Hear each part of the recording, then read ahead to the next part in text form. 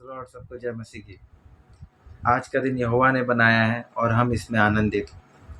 मेरे प्रियो, मैं आप लोगों से कुछ बातें, कुछ विषय आपके सामने रखना चाहता हूँ। वो विषय ये है कि हमेशा शैतान ये चाहता है कि हमारी आनंद हमसे छीन ले, हमारा आनंद हमसे छीन लिया जाए और हम शोक मनाते रहें। कई बार हमारे घर में किसी चीज़ की कमी रहती है, हमारे जीवन में किसी बात की कमी रहती है और हम शोक मनाने लगते हैं। मैं आपको उदाहरण के द्वारा ये बात को बताना चाहता हूँ। ये विषय है जो हम देखते हैं यूहन्ना दूसरा अध्याय में। यूहन्ना दूसरा अध्याय में गलील के काना में एक विवाह हो रहा था। मेरे प्रियो, विवाह एक बहुत बड़ी बात है और यदि विवाह के दिन कुछ घट जाए तो परिवार के लिए बहुत बड़ा शोक है, लोगों के लिए बहुत बड़ा शोक है। और इन शोक की अवस्था में वहाँ पर हम एक देखते हैं, एक बात हुआ। ये बात हम देखते हैं जो गलील के काना में हुआ। वहाँ यीशु मसीह एक अतिथि के रूप में, उनका परिवार एक अतिथि के रूप में वहाँ पर गया था। और वहाँ पर हम देखते हैं कि एक शोक का समय आया, जहाँ पर हम बड़ा शोक को देखते हैं कि दाखरस जो वहाँ पर एक शरबत के रूप में लोग पिया करते थे और वो एक मुख्य परंपरा के रूप में हम जिस तरीके से शादियों में जाते हैं और हमें अलग अलग प्रकार के शरबतों को दिया जाता है, लेकिन उन समयों में यहूदियों के लिए दाखरस एक बहुत महत्वपूर्ण शरबत के रूप में वो पिया करते थे। और हम देखते हैं अचानक से वहाँ पे लिखा हुआ है वचन में, दाखरस घट गया। और दाखरस घट गया करके लोगों को चिंता सता रही है कि वो क्या करेंगे, वो क्या करेंगे। और इन समयों में हम देखते हैं कि यीशु मसीह वहाँ पर इस शोक को आनंद में बदल दिया। एक बड़ा शोक का समय था।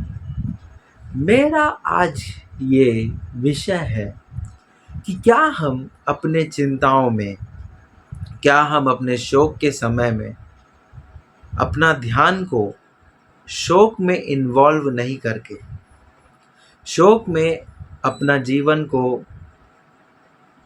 इन्वॉल्व नहीं करके, क्या हम अपने जीवन को गॉड के प्रेजेंस में इन्वॉल्व करें, परमेश्वर की उपस्थिति में इन्वॉल्व करें।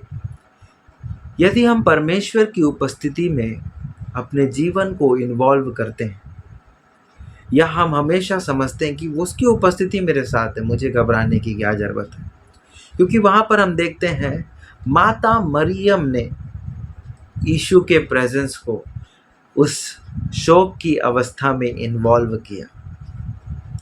मेरे प्रियो, उसी प्रकार हमें अपनी हर एक अवस्थाओं में यीशु मसीह को इन्वॉल्व करना है, हमारा शोक आनंद में बदल जाएगा। सिर्फ मैं एक उदाहरण नहीं, मैं दूसरा उदाहरण भी देना चाहूँगा, जहाँ पर एक मैरिटल इश्यूज, एक शादीशुदा जिंदगी में थकावट की जिंदगी जीने वाली सामरी स्त्री एक दिन कुएं के पास आती है और वहाँ यीशु बैठा है।